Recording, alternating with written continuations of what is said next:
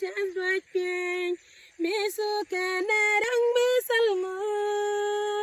no gidi den gwani jan pan kwa na guni ja swara wodun kon gur kem nyam tiam ngwani kana di loi pien mi di janna kwite ka kwa na guni ja gar mal kana pos wendan rungin kana kalti jara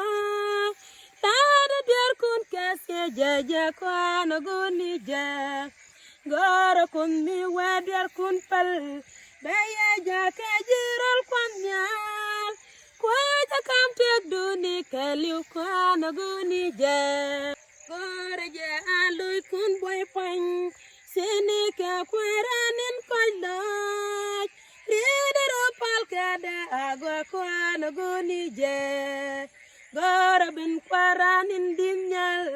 gure na tibi yan kanna si ja subscribe kanna kwa na guni je